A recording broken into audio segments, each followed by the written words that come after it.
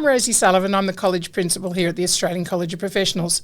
Now, in the week before the commencement of the new residential tenancy legislation, the Australian College of Professionals ran 5 free information seminars about the changes.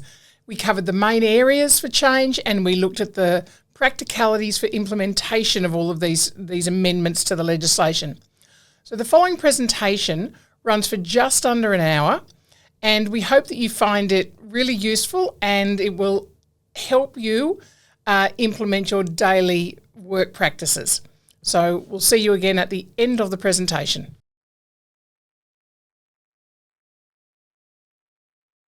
Welcome. And Rosemary, over to you. Good afternoon, everybody. Let's get straight into it. Reasons for change. The recent changes to the tenancy laws were driven by a desire to improve the residential tenancy system, make renting fairer for tenants, whilst also providing clarity and structure for landlords. The New South Wales government aimed to address concerns about the current laws, which many believed left tenants with uncertainty and financial pressure, especially given the housing crisis and low vacancy rates. So agents, we play a crucial role in guiding our landlords through the interpretation, implementation and compliance with these new tenancy laws, thereby fostering a successful and harmonious landlord and tenant relationship. So these laws already came into effect from the 31st of October 2020. So fees prior to tenancy. Okay, so as I said, just in case you missed it, these laws have already come into effect from the 31st of October 2024, and these are, costs at start of tenancy. Tenants cannot be charged for fees while searching or applying for or starting a tenancy, such as you cannot charge a tenant for background checks, identification verification checks, preparing a tenancy agreement, etc. And this goes for landlords, agents and third-party platforms as well, okay? The only entry cost we can actually charge a tenant is in accordance with the Residential Tenancies Act, and those are, a holding fee, rent, a rental bond and a registration fee if the lease is for a fixed term of more than 3 years. Okay, rent increases. Again, this change actually commenced on the 31st of October 2024. Rent cannot be increased within the first 12 months of a tenancy. After a rent increase, the landlord must wait at least 12 months before another increase. And this applies to all lease types, so fixed term, periodic and renewal tenancy agreements. Now, existing fixed term agreements of less than 2 years entered into before the 13th of December 2024 that already have rental increases written into the residential tenancy agreement still apply. Okay, now these are the changes that will commence from Monday the 19th of May, and we'll be looking at the following in more detail. So fee-free ways to pay rent, ending a tenancy, notice periods, reletting restrictions, and keeping a pet. Okay, fee-free ways to pay rent. A tenant must be offered a way to pay rent that is free and convenient. Tenants can choose to pay rent by an electronic bank transfer method from the tenant to the landlord or agent's account, such as BPay, direct debit, funds transfer, or commencing later in 2025, and Fair Trading will advise us, Centrepay. So Centrepay is operated by the Commonwealth if a tenant receives regular Commonwealth payments such as Centrelink. Agents will only need to get a Centrepay account if a tenant chooses this option. No fees or costs can be passed on to the tenant for choosing these methods. And if the tenant and landlord agree, a different payment method can be used, including ones that do incur a cost, but it will be up to the tenant if they want to use them. And tenants cannot be required to use a particular service provider to pay rent, such as a third-party app. Okay, ending a tenancy. Now, you'll see in the Residential Tenancies Act and Regulation, there is a new definition, short fixed term agreement. and that means a fixed term agreement of 6 months or less. Okay. We know the ability for a landlord to require vacant possession for no grounds has been removed. Landlords can only end a tenancy using the reasons set out in the Residential Tenancies Act for both periodic and fixed term agreements, and must provide supporting evidence to the tenant where applicable. And we're going to go through those with you in detail. Landlords will also be required to give tenants a termination notice with a termination information statement explaining the landlord's responsibilities and the tenant's rights when ending a lease. And Fair Trading have advised that they will be providing this termination information statement for landlords and agents to use from Monday, the 19th of May. Okay, so landlords will need a reason to end a tenancy with supporting evidence. And the new reasons are as follows. So, proposed sale of premises, significant renovations or repairs where the property needs to be vacant and the works are planned to commence within 2 months after the termination date. Demolition of premises where the demolition is planned to commence within 2 months after the termination date. Where the tenant is no longer eligible for housing or transitional housing. Where the premises is required for key worker housing. So the property is now required to house teachers or health workers or police, etc. Where the tenant is no longer eligible for student accommodation, such as a tenant is no longer a student. And where the premises is no longer to be used as a rented residential premises for at least 12 months. For example, the property will now be used for short-term rental accommodation or business purposes. And lastly, the landlord or family will reside at the premises for at least 6 months. Now, the following are existing reasons and they continue to apply. And these are actual sale of premises, where the tenant has breached the agreement, such as non-payment of rent or significant damage to the premises or illegal use of property, where the landlord is experiencing hardship or the employee or caretaker agreement has ended. Okay, notice periods in more detail. So, actual sale of premises. Under a periodic agreement and the property has sold, the landlord must give the tenant at least 30 days notice.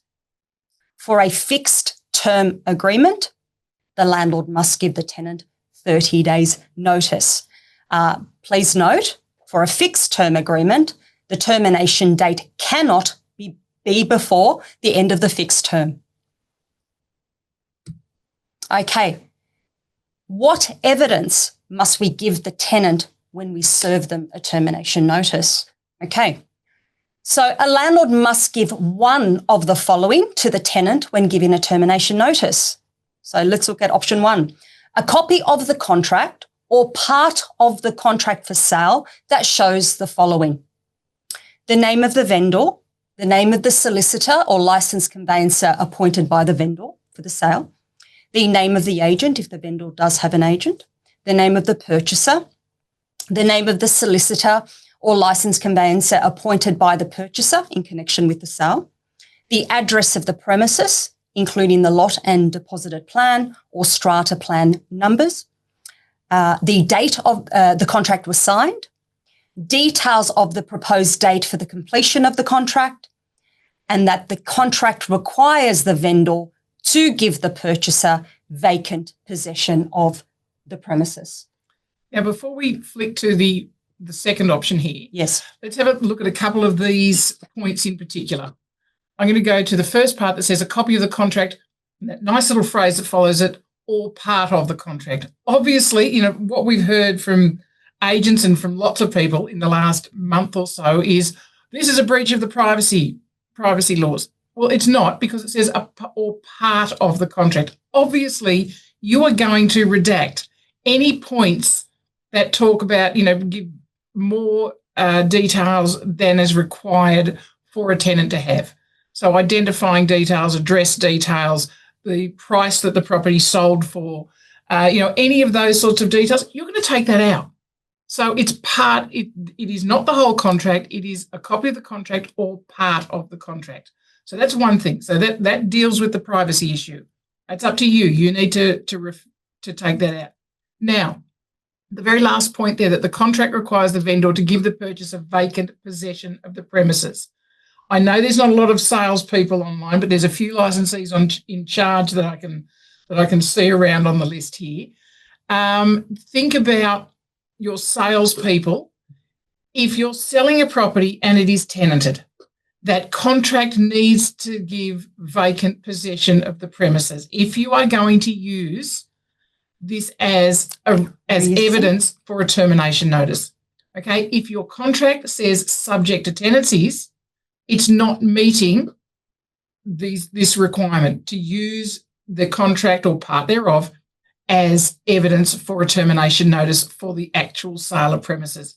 So salespeople need to be very careful, and you as property managers need to be careful that when you're collating this evidence to give with a termination notice, that you are actually making sure that it says vacant possession, not subject to tenancies. Okay, that little box that gets ticked, just be super careful about that one, because I can see that creating havoc. Absolutely. So, right here and now, let's point that out as a problem.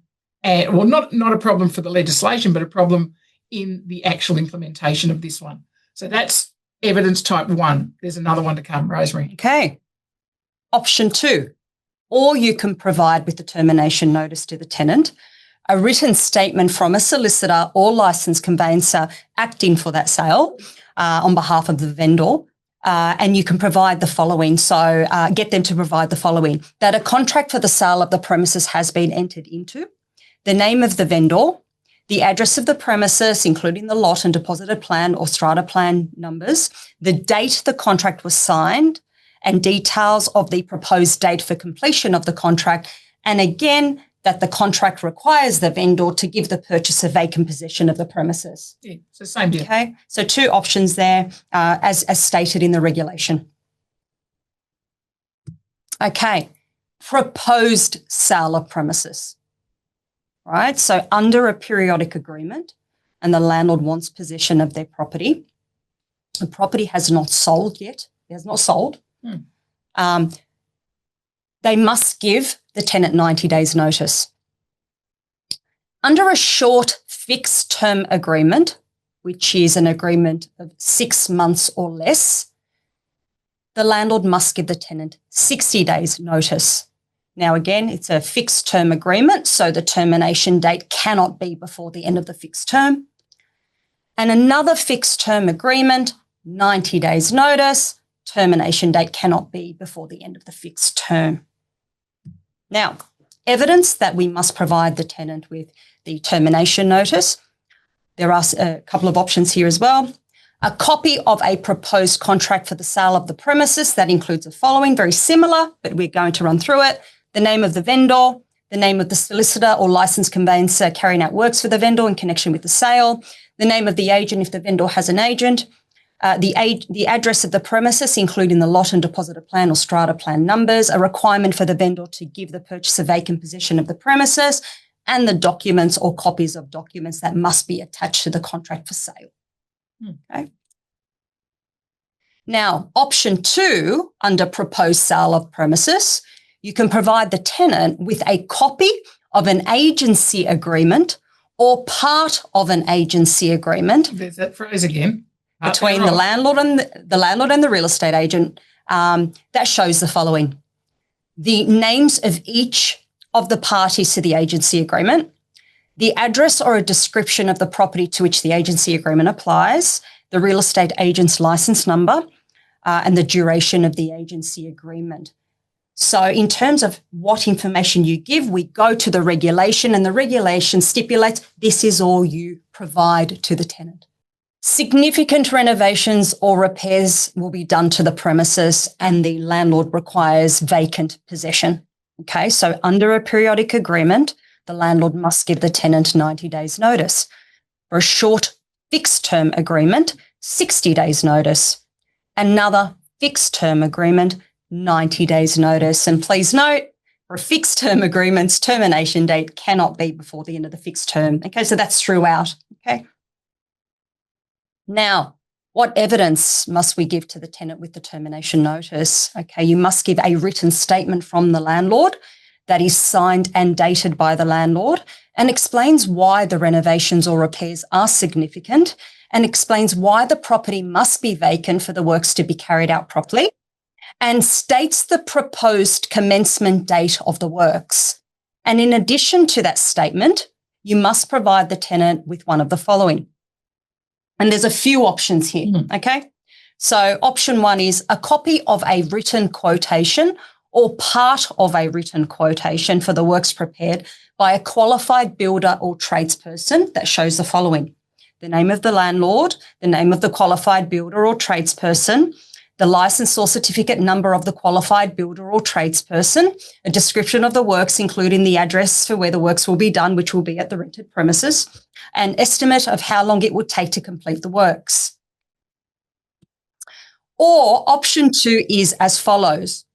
You can provide the tenant with a copy of a contract or part of a contract with a qualified builder or tradesperson for the works that show the following: the names of each of the parties to the contract, the license or certificate number of the qualified builder or tradesperson, a description of the works, including the address where the works will take place, the commencement date of the works, an estimate of how long it will take to complete the work. So it really depends on, how significant these repairs are in terms of what evidence you provide.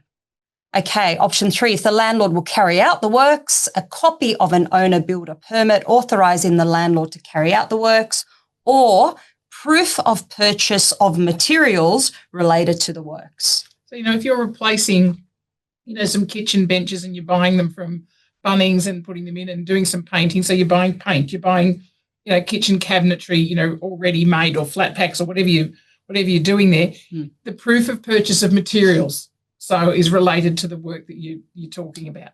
So, we've had a couple of questions throughout the week of, what if it's the intent to do it? That's not what it says. The regs actually say proof of purchase of materials related to the works. So, they've been quite specific. So, number 4.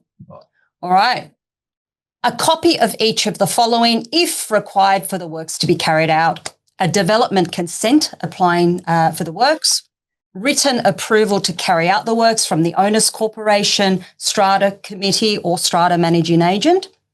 Or option 5 is a copy of a development control order requiring the works to be carried out. Demolition of premises. Under a periodic agreement, 90 days notice must be given. Short fixed term agreement, again, 6 months or less, 60 days notice, and another fixed term agreement, 90 days notice. Okay, what evidence must we give to the tenant here? A written statement from the landlord that is signed and dated by the landlord and states the proposed commencement date of the demolition, and a copy of the contract or part of the contract for the demolition that shows the following: the names of each parties to the contract, a description of the demolition, including the address of the premises, the commencement date of the demolition. If the demolition involves licensed demolition work, the demolition license number of the person who will carry out or direct the licensed demolition work. And in addition to those, if development consent is required for the demolition, a copy of a development consent applying to the demolition, and if a development control order requires the demolition to be carried out, a copy of the development control order. Okay. Now, where the premises is no longer to be used as a rented residential premises for at least 12 months, okay, and the owner wants possession of the property, under a periodic agreement, 90 days notice, short fixed term agreement, 60 days notice, another fixed term agreement, 90 days notice. Okay. Evidence that must be provided for this reason. a written statement from the landlord that is signed and dated by the landlord and states the purpose for which the premises will be used after the termination date, and states that the premises will not be used as rented residential premises for at least 12 months after the termination date. And if the premises is being used for business purposes, provide to the tenant one of the following. So either the Australian business number of the business or a copy of a development consent that relates to the use of the premises for carrying on the business, or the license number of a license that will be used in carrying on the business, for example, a family daycare provider at the premises. And if the premises is being used for short-term rental accommodation, proof that the premises has been included on the short-term rental accommodation register. Okay, we've got an issue here. Again, one of the things that we're asking for clarification from Fair Trading, and honestly, I don't think we're going to get a lot of this clarification until it starts to become an issue for people. Now, it's been raised, and we've been talking about it for a while, that there are some areas in New South Wales that do short-term rental accommodation for, let's take the, down in Jindabyne and Thredbo, the snow area. They do 4-month short-term rental accommodation over the snow period, and then they do 8-month leases, residential tenancy agreements. And, are they, yes, they'll be on the short-term rental accommodation register for that 4-month period, but then they're going off. So, when Rosemary will get to talk about, how to make applications for exemptions and different things around that.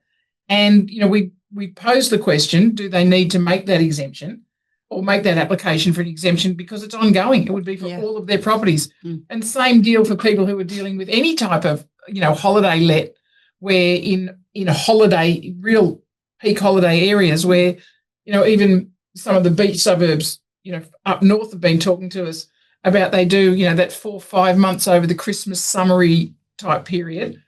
And then the rest of the year is longer term, so over 6-month leases.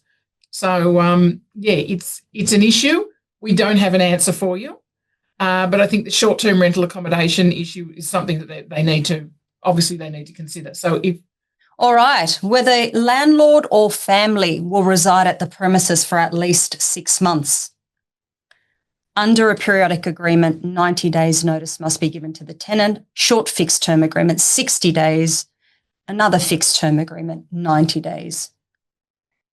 Evidence that must be provided includes the following: a written statement from the landlord, and if the notice is given on the ground that a relevant person who is not the landlord will reside at the premises, a written statement from that relevant person as well. And we'll look at the definition of who is a relevant person in a moment, okay? So, however, if notice is given on the ground that more than one relevant person who is not the landlord will reside at the premises, a written statement is only required from one relevant person. Okay, the written statement from the landlord must be signed and dated by the landlord and state the following: if the notice is given on the ground that the landlord will reside at the premises, that the landlord will reside at the premises for at least 6 months.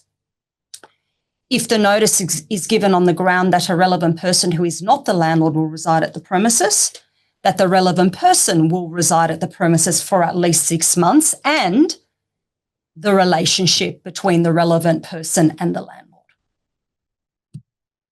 Now, the relevant person's written statement must be signed and dated by them, and they must include the following: that the relevant person will reside at the premises for at least 6 months, and they will also need to include the relationship between them and the landlord.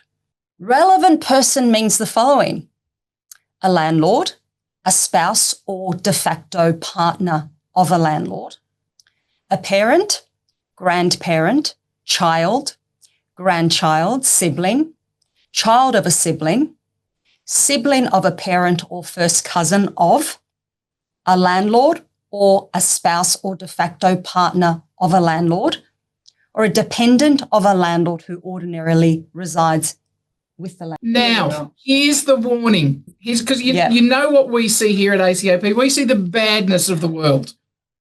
And, part of that badness is you're trying to do the right thing by your landlord. That's the good part, okay? And you might have a wish to say to your landlord, they want to put their best friend in, or the friend of a friend, or a friend of their son, or whatever that happens to be, but they're not a first cousin or a sibling or a child of a sibling, or blah, whatever that happens to be. And you just say, look, just give me a statement that says it's a first cousin. All good. Now, if something goes wrong here, and we're going to go into the penalties, which are huge for misleading information, we'll look at that right towards the end of the session, just to frighten the living daylights out of all of us. But don't be the agent that says, just do that. Because if asked at the end of the day, the landlord's going to say, but the agent told me just to write that because that got us what we wanted. Yeah. No, you have no control over what the what the landlord will give you and in their statement. But you sure as anything, do not tell them what to write. Yeah. In terms of telling them to write something that is not true. Okay?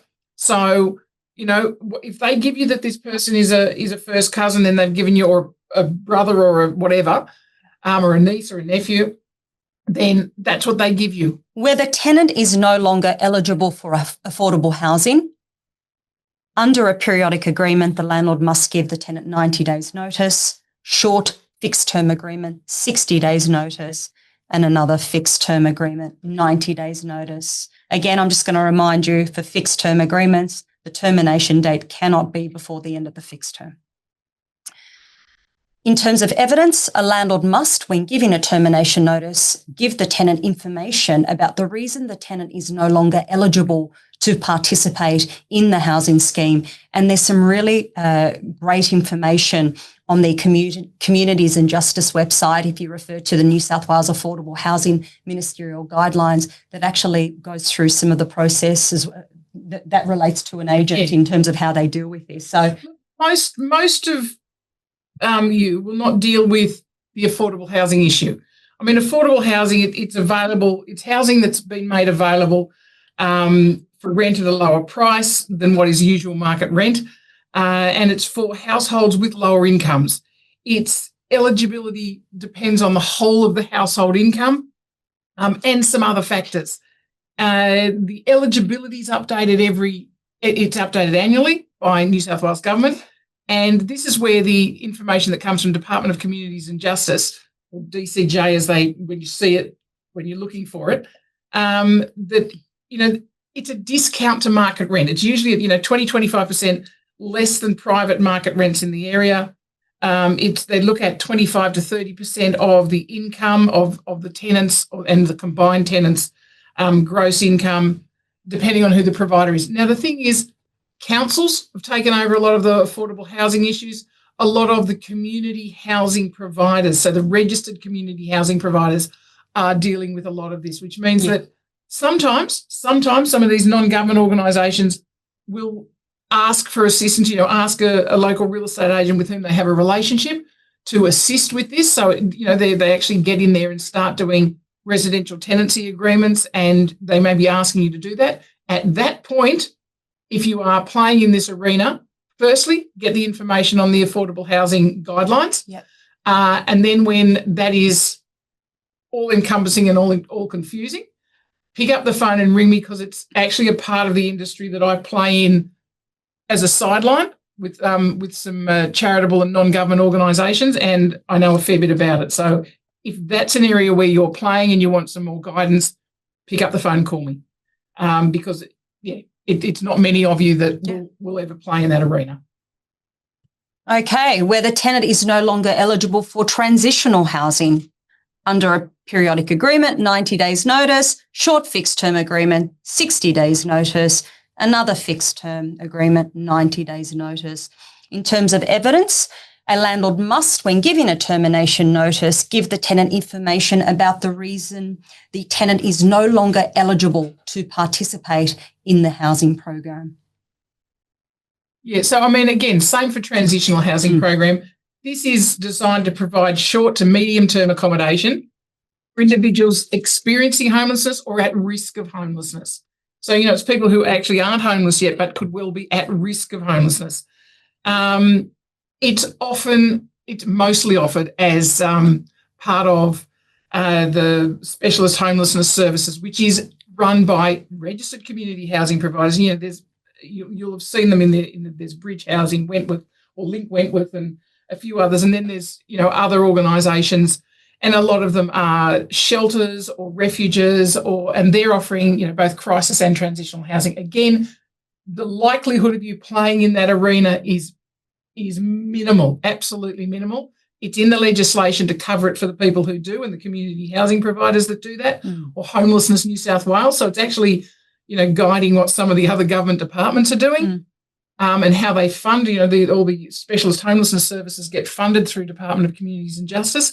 So that's where that sits. Again, if you ever fall into that bracket of assisting a specialist homelessness service in doing leases for them, and you want some assistance, pick up the phone and call me. Where the premises is required for key worker accommodation, under a periodic agreement, you must give the tenant 90 days notice. Short fixed term agreement, 60 days notice. Another fixed term agreement, 90 days notice. So a landlord may give a termination on the grounds that the residential premises are part of a New South Wales government key worker housing scheme, and the tenant was made aware when entering the tenancy agreement that the premises are part of a key worker housing scheme, and the tenancy may be terminated if the premises are needed to house a key worker, and the termination is necessary to ensure priority key workers are housed in appropriate locations. Yeah, and I mean the key worker program, again, it's both about short-term and long-term accommodation, and mostly for health workers in regional and rural areas, and it's there to encourage, you know, recruitment of and the retaining of medical staff in these rural areas. So if you're involved in that, you know, if you're allocated properties to manage that have key worker accommodation on them, then this comes into play. But you'll find out about that when you're doing the listing. Okay, where the tenant is no longer eligible for student accommodation. Under a periodic agreement, 90 days notice is required. Short fixed term agreement, 60 days notice. Another fixed term agreement, which is obviously more than 6 months, 90 days notice. Now, a landlord may give a termination notice on the ground the residential premises are purpose-built student accommodation, and the tenant rented the premises as a student, and the tenant is no longer a student. So it's suggested that at the time of the lease renewal, that the landlord or agent requests documentation from the tenant confirming their continued enrolment, such as a student ID or a letter from that educational institution. So again, you may well be running it. I mean, some tenants who are students may be choosing to, you know, share accommodation. That's not residential premises that are purpose-built student accommodation. Not the same thing. So, you know, that's shared, you know, people sharing tenancy. Yeah. Employee or caretaker residential tenancy agreement has ended and the landlord wants possession of their property. The termination date must be the later of 30 days notice, or if there is a longer period in the employee or caretaker agreement, the date specified in the agreement. A landlord may give a termination notice on the ground that the residential tenancy agreement is an employee or caretaker residential tenancy agreement and the employment or caretaker agreement has ended. Okay, so ending a long-term tenancy of 20 years or more. Okay, there's been no change here, but what we've noticed is that there's been some minor amendments just to clarify certain points in this legislation, right? It's just more clarification about the process you have to take. Okay, so where the tenant has continuously occupied the premises for 20 years or more and the fixed term of the agreement has expired, a landlord cannot serve the tenant with a termination notice to vacate. The landlord must apply to the tribunal for a termination order. Now, the landlord will still need to provide reasons as to why they want their property back. There are some exceptions here. For example, you can serve a termination notice on a tenant if they have breached the residential tenancy agreement, such as non-payment of rent or significant damage to the premises, or the property has been sold is another reason where you can actually serve a notice. Yep. So data collection. Okay, so from the 1st of July 2025, the rental bond system will include a new component to request the reason a tenancy has ended. A landlord or agent will need to provide this reason when releasing a bond or claiming a bond refund through rental bonds online.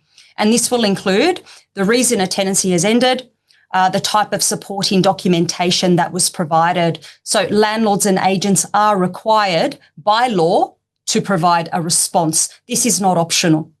Now, remember, those of you who actually watched the fair trading information seminar, a week ago, they actually said that this will now be a mandatory field. At the moment, it's not mandatory. It will become mandatory as of 1 July. So you have to put in the reasoning because it's now part of providing that evidence, giving the reason. And so 1 July, they're going to start collecting the evidence on that. So it'll be interesting in a year's time to actually see what those stats tell us. But, in the meantime, you've got to comply with it.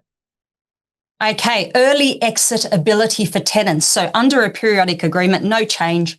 A tenant under a periodic tenancy agreement who has been given a termination notice by the landlord may vacate the premises at any time before the termination date. The tenant is not liable to pay rent for the period after vacant possession is given. So same. Okay, some changes here. So early exit ability for tenants under a fixed term agreement. So a tenant under a fixed term agreement who has been given a termination notice by the landlord may vacate the premises before the termination date without paying break lease fees if the tenant gives the landlord an early exit notice informing the landlord of the following: that the tenant will give vacant possession before the termination date, and specifying a tenancy end date, which must be at least 14 days after the early exit notice is given to the landlord. Tenants can only give the early exit notice for a fixed term agreement of 6 months or less, 60 days before the end of the agreement, or for a fixed term agreement of more than 6 months, 90 days before the end of the agreement. And this applies to all fixed term tenancies unless a termination notice has been given to the tenant for breach of tenancy or where an agreement is frustrated because the premises is no longer habitable. Reletting restrictions. Okay. Some new termination grounds have a restriction against reletting the premises within a certain period of time after the tenancy has ended. So tenancy exclusion periods apply to grounds where the landlord needs the property back without tenants because they will use it for something else. Properties cannot be relet in the exclusion period without prior approval from New South Wales Fair Trading. So should a landlord's circumstances change, they will need to apply to Fair Trading for approval to relet the property during the exclusion period.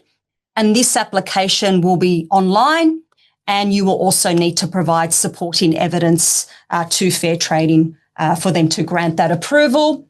Fair Trading have also stated that this will be a very quick and they've said a couple of days, not weeks. So penalties will apply where properties are relet during the exclusion period unlawfully, and they are huge penalties. And Rosy's going to run through those penalties with you at the end. All right, so we've got a nice little breakdown here. Reletting exclusions, so the reason, the tenancy's ended, and the period. Okay, so where the premise is no longer to be used as residential rented premises for 12 months, the actual exclusion period is 12 months. Demolition of premises, 6 months. Proposed sale of premises, 6 months. Landlord or family member to reside at the premises, 6 months. Significant renovations or repairs, 4 weeks. All right, keeping a pet. So here's where everybody gets excited and sets a million.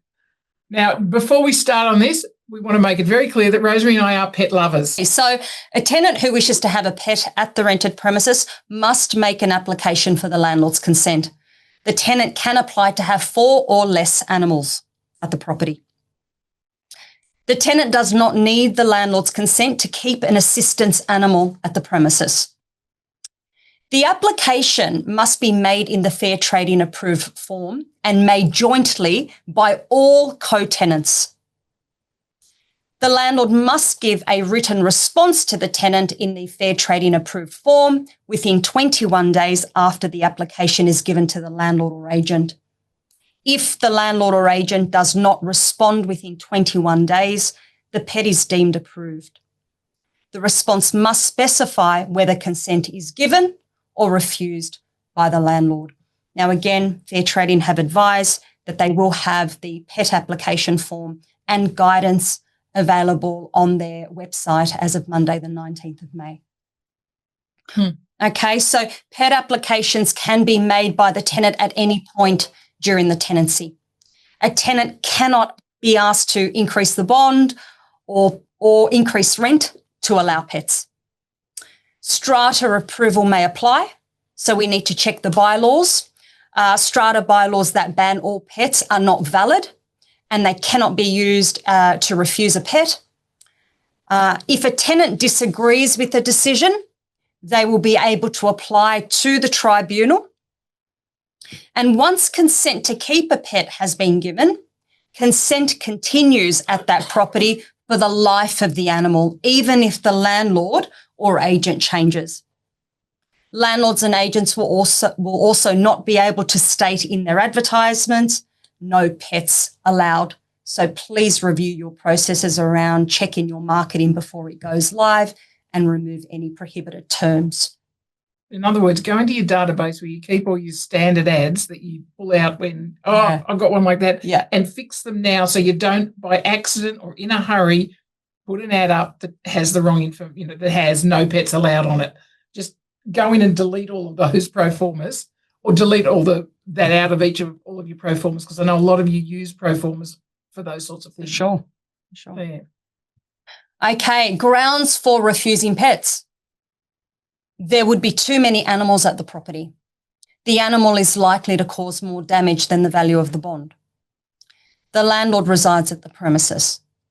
The property is unsuitable for the animal, such as it has inappropriate fencing or lack of open space, or it would harm the animal's welfare. Keeping the animal would break other laws, such as council laws, strata or community scheme bylaws. The tenant does not agree to reasonable conditions for keeping a pet. Okay.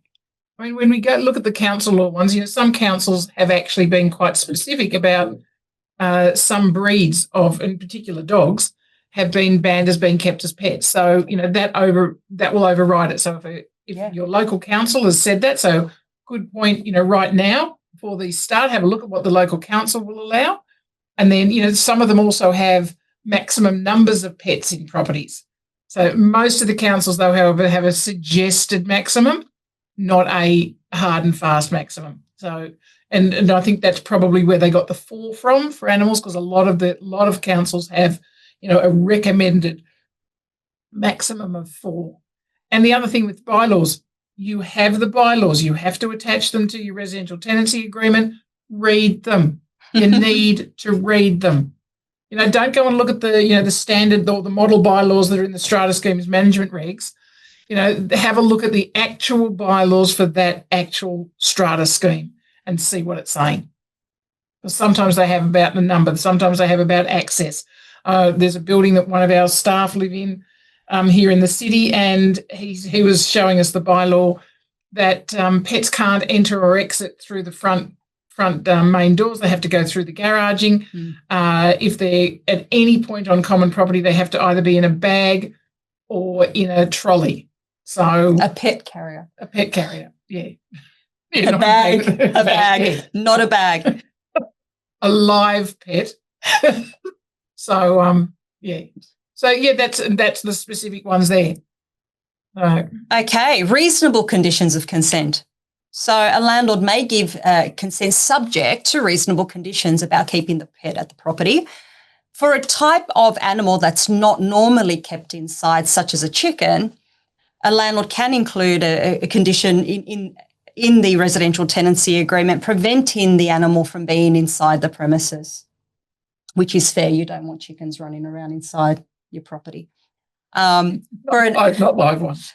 For an animal that will be kept inside, such as a cat or a dog, a condition requiring the tenant at the end of the tenancy, and we're all familiar with this, to have the carpets professionally cleaned and to have the premises professionally fumigated if the animal is a mammal. A condition other than an unreasonable condition that relates only to keeping the animal at the premises and is reasonable in relation to the type of animal and the premises. So specific to that animal, specific to that property, etc. So if it's an older strata building, it might be a 2-story, 3-story, no lift, and any animal has to use the same stairway as the occupants to go up and down through common area. There might, I've seen bylaws where they say animals or dogs need to be muzzled when they're in common areas, or they, so some things like that. Can we not stipulate outside only for a dog now? Well, Aidan, look, you can. I'm going to address that particular question. I'm going to go back to all the others, but that particular question, the outside only, look, I think you're playing with fire if you go outside only, simply because, if it was cold or it was rainy, I'd invite the dog in. That's me, and it's absolutely Rosemary, who asks daily, can we have a dog in the office? But, and then if you're saying it's outdoors, they will say that the condition to have the carpets professionally cleaned and fumigated at the end of the tenancy, they're going, well, we don't need to do that because they're not coming inside. You said they can't, and we'll abide by that. So, I think you've sort of, a bit of a catch-22 on that one. So fair trading realised okay. Maybe not. All right. So we do have a suggested process that we've created for keeping pets in a strata scheme. We might amend it, once we get the guidelines from Fair Trading on Monday. Some of the forms. But it's a start, and I think it's a really good start. So we got a step-by-step process here. Step 1, pet application received from the tenant using the New South Wales Fair Trading pet application form. So there is a approved form for this, okay? Step 2, check the strata bylaws specific for the scheme for requirements relating to keeping of pets. What do they say? Does the tenant's request meet the strata bylaws? If yes, and if required in the bylaws, the tenant will need to apply to the owner's corporation for approval. And then we can proceed to step 3. But if no, advise the tenant as to why their request does not meet the strata bylaws, such as it may be an issue with size of pet or the number of pets that the tenant wants to have at that property. Now, step 3, forward the pet application to the owner for approval or refusal. In your covering email to the landlord, it's really important that you include your professional advice, taking into consideration the requirements of the bylaws, the specific property features, the landlord situation as well. Just because strata allows it, does that mean that the landlord has to approve it, Rosie? Well, no, because the landlord might be quite specific. They might be leasing the property out for a period of 12 months or, whatever, and then they're returning to the property and they've got and they have allergies, or there's, highly polished floorboards in the property, which, having a dog will scratch the living daylights out of your polished floors. So, that's okay. If the landlord wants to have that in their property, that's fine. Yeah. But they might not want that to have to be redoing their polished floors in a rental property. Okay. So, you need to be quite specific about that. And, some application, I've seen plenty of rental applications that are applying with a pet that come with references for the pet. So, that's coming back to, what previous agents are actually saying, yeah, this was kept really well. This was, they had the pet that was all they've left the property in good order. They did all the right things. Yep. And so, the pet's coming with its own set of references. Absolutely. Okay, back to this suggested process. Step 4, if approved by the landlord, use the approved New South Wales Fair Trading pet form. And when preparing the residential tenancy agreement, just make sure that you select the relevant clause in the actual agreement, and also include any additional reasonable conditions that have been agreed upon between the landlord and tenant. Step 5, if refused by a landlord, provide the tenant with reasons for refusal using the approved New South Wales PET form. All within 21 days. Yay. Okay. All right. So throughout the session, we have been saying that Fair Trading have promised us that they will have these forms available as of Monday. So please, go onto the Fair Trading's website on Monday to access the following documents. So there's a termination information statement, PET application form and guidance, apply for a change of circumstance, so reletting application form. And whilst they haven't promised an early exit notice, we put it on there with fingers crossed that there will be one. So it might simply be go with what the regulation states, that it's something in writing that addresses point 123 that we've already talked about. But, I've got a feeling that there might be an early exit notice coming along that, but yeah. They will be updating the residential tenancy agreement, landlord information statement, tenant information statement. So Monday, download all of them, have a look at them, discuss them in your meetings. We're going to definitely be doing a lot of examining these agreements. And then, with your agency agreements, they're ultimately going to need to change too. So wherever you get your agency agreements from, whether it's ADL, whether it's, a platform like Flick It Over or from REI, we know that they're working on the changes. I mean, I'm sure they're all waiting to see what the forms are on Monday to be able to finalise that. But just, again, the little word of warning sitting off to the side here, because you guys need to get paid. You don't make sure that when you do get the new managing agency agreements that you are always using the new ones. Absolutely. I don't need the phone call that says, Rosy, I've used an old agreement and now I'm being questioned. Yeah, waive your commission goodbye. So, just be careful. Penalties. Yeah, best bit, worst bit, scary bit. So let's have a look at these. These penalties, now remembering that a maximum penalty usually takes some legal action for Fair Trading to actually follow a maximum penalty through, mostly.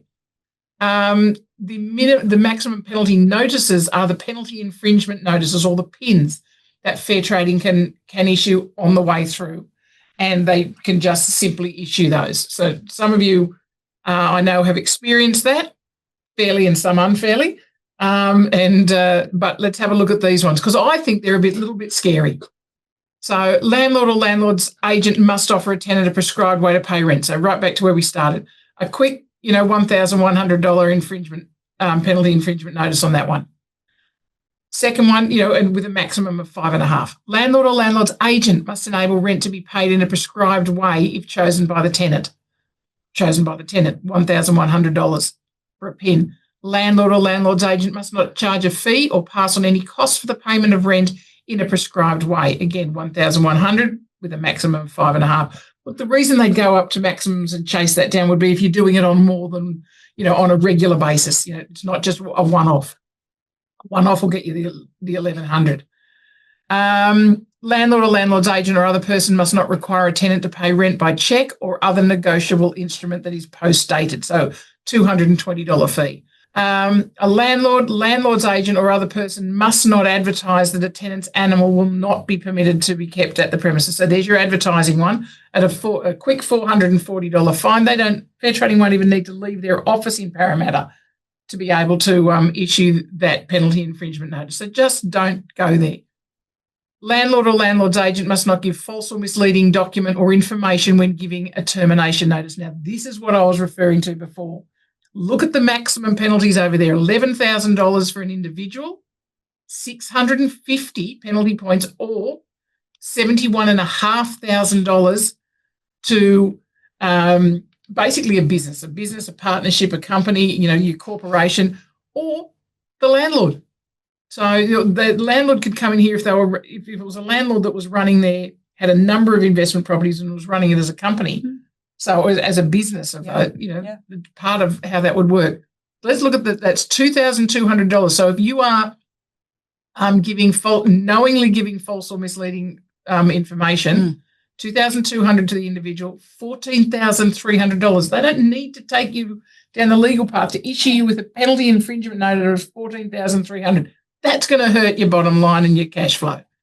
Landlord or landlord's agent must not give a termination on a ground that is not genuine. In other words, keep it real. $5,500 to an individual, $35,750 to a business.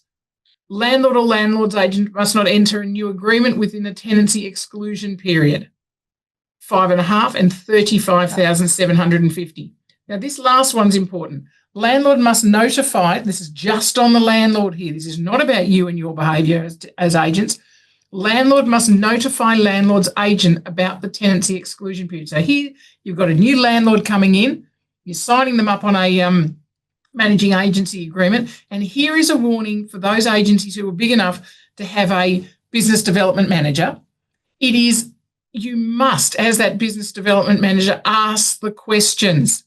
So hopefully it'll go into the new managing agency agreements, and the form writers will put that in, asking the landlord if they are currently in a tenancy exclusion period. Ask the question. $2,200, $14,300. Now, how are they going? How's Fair Trading going to find out about this? Oh, there's a new bond being lodged at a property. Yep. Remember, from 1 July, Rental Bond Online are keeping the data on this. Yep. So it's going to be an easy way for them to be able to, are you able to, yeah. So we'll, in amongst all of that, it's going to be easy for them to identify when something wrong is happening. And it's up to the landlord to tell you that. So up to the landlord to tell you that, up to you to ask the question. Okay, so, when it's the business development officer that's just getting the listings and then passing it over to the property management team, they need to be really, really specific in this, because it's going to set up the rest of the deal on this for failure if that question's not asked. Absolutely. So they're the penalties. I hope that you found the presentation really helpful for what you do on a daily basis in the property management, in the residential property management arena. Now, in the coming weeks, we'll be addressing some of the changes that are actually presenting challenges for agents. We've forwarded some questions already for clarity to New South Wales Fair Trading. And as soon as we have some information and some answers, we will absolutely share those with you immediately.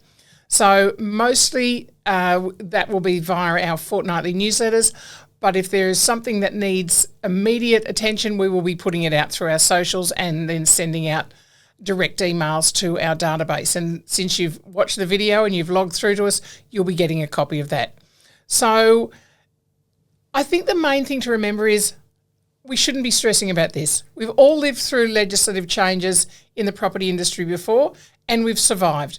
So it's just a change in process. It's not a change in how we think. It's not a change in how we work in the best interests of our landlord. So I think if we move ahead with that in mind, I think that'll take a lot of the stress out of worrying about what these new changes are and how they will impact what we do on a daily basis. So thank you for watching. Thank you for being part of the Australian College of Professionals information seminar process. And we'll see you in training, and we'll see you online for more chat about this legislation. Bye now.